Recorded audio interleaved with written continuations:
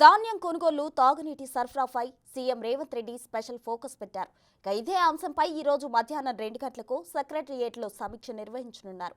అయితే ఇదివరకే ధాన్యం కొనుగోలు కేంద్రాలు, వడ్లకు కనీస మద్దతు ధర, పలు మార్కెట్లలో రైతుల నుంచి వస్తున్న ఫిర్యాదులపై ఆయన స్పందించారు.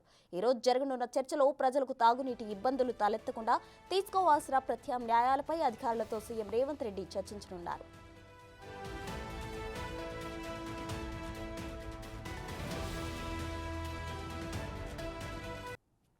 ధాన్యం కొనుగోలు తాగునీటి సరఫరాపై CM Revanth Reddy special focus పెట్టారు. ఇదే అంశంపై ఈ రోజు మధ్యాహ్నం 2 గంటలకు సెక్రటరియేట్లో సమీక్ష నిర్వహించనున్నారు. అయితే ఇదివరకే ధాన్యం కొనుగోలు కేంద్రాలు, వడ్లకు కనీస మద్దతు ధర, పలు మార్కెట్లలో రైతుల నుంచి వస్తున్న ఫిర్యాదులపై ఆయన స్పందించారు. ఈ రోజు జరగనున్న చర్చలో ప్రజలకు తాగునీటి ఇబ్బందులు తలెత్తకుండా తీసుకోవాల్సిన ప్రత్యామ్నాయాలపై అధికారులతో సీఎం రేవంత్ రెడ్డి చర్చించనున్నారు.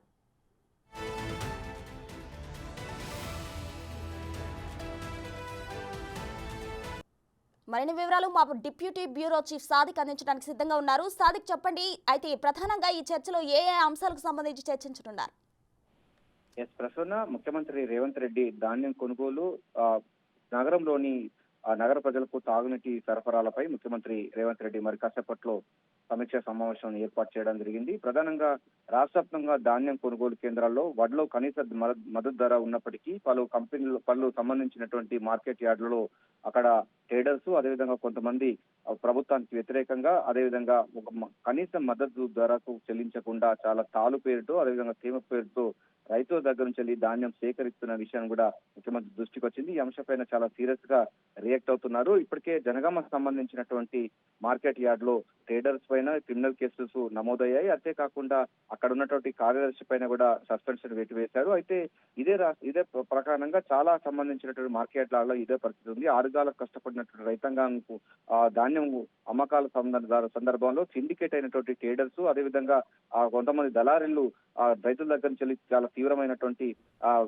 వివక్షత చేస్తూ వారిని నష్టపాలు చేస్తున్నటువంటి ముఖ్యమంత్రి దృష్టికి వచ్చిన నేపథ్యంలో ధాన్యం కొనుగోలు అంశాలపైన కూడా పూర్తిగా సీరియస్ గా దుస్సారించారు. ఈ రోజు మధ్యాహ్నం 2 గంటలకు సచివాలయంలో ధాన్యం కొనుగోలు కేంద్రాలు అదేవిధంగా వడ్లకు కనీస మద్దతు ధర అంశాలపై పలు మార్కెట్ కమిటీ సంబంధించినటువంటి రైతులతోని అది వస్తున్న ఫిర్యాదులపైన కూడా ముఖ్యమంత్రి రేవంత్ రెడ్డి అయితే సమీక్షా సమావేశాన్ని నిర్వహించబోతున్నారు. అంతేకాకుండా ధాన్యం కొనుగోలు సంబంధించిన అంశాల్లో ఇప్పటికే ఐకేపీ సెంటర్ ద్వారా ధాన్య సేకరణ జరుగుతూ ఉంది. సో దాన్ని మరింత వేగం పెంచేందుకు గాను మరికొన్ని కేంద్రాల్లో ఏర్పాటు చేసేందుకు కూడా ఒక నిర్ణయం తీసుకునే అవకాశం అయితే ఉంది. ఇక దీంతో పాటుగా రాష్ట్ర వ్యాప్తంగా తీవ్రమైనటువంటి ఎండలు దంచి కొడుతున్న నేపథ్యంలో నగరంలో కూడా నీటి సమస్య కొంత ఉన్నప్పటికీ అది కృత్రిమ కొరతగా కొంతమంది అధికారులు చూపిస్తున్నారు. గత ప్రభుత్వంలో ట్రాన్స్ఫర్ అయినటువంటి వాళ్ళందరూ కూడా గత ప్రభుత్వానికి, ప్రతిపక్షానికి మేలు చేసే విధంగా కొంతమంది అధికారులు రాష్ట్రంలో కృత్రిమ అంటారు నగరంలో నీటి సంబంధించినటువంటి నీటి ఎద్దడి లేకపోయినప్పటికీ నీటి ఎద్దడి ఉన్నట్టుగా చేస్తా ఉన్నారు. గంటన్నర పాటుగా ఇచ్చేటువంటి నీటిని కేవలం 40 నిమిషాలు మాత్రమే నీటి ఇస్తున్నారు. పుష్కలంగా తాగునీటి ఉన్నప్పటికీ కూడా తాగునీటి సమస్యగా చిత్రీకరించే ప్రయత్నం చేస్తున్నారు. తద్వారా ప్రభుత్వానికి, అదేవిధంగా జలమండలికి చెడ్డ పేరు వస్తుందని కూడా అనేక కథనాలు వస్తున్నాయి, అనేక విమర్శలు వస్తున్నాయి. సో దీనికి ఇప్పటికీ ఈ అంశం పైన కూడా విజిలెన్స్ అధికారులు కూడా దృష్టి సారించడం జరిగింది. ఒకవైపు విజిలెన్స్ అధికారులు కూడా కొంతమందిని ఐడెంటిఫై చేయడం జరిగింది. గత ప్రభుత్వానికి వత్తాసు పలికినటువంటి అధికారుల పైన వేటు వేసే అవకాశం అయితే ఉంది. సో రాష్ట్రంలో కానీ లేకపోతే హైదరాబాద్ లో తాగునీటికి ఎటువంటి సమస్య లేదని కూడా స్పష్టంగా ఇప్పటికీ జలమండలి అధికారులు స్పష్టం చేస్తున్నప్పటికీ కృత్రిమమైనటువంటి కొరతను సృష్టించి కొంతమంది ప్రభుత్వానికి చెడ్డ పేరు ఇచ్చేటువంటి కుట్రలు పన్నుతున్నారు. దీన్ని ఛేదించేందుకు ఎవరెడుతున్నారు దానిపైన విజిలెన్స్ అధికారులు ఇప్పటికే ఒక రిపోర్ట్ చేశారు.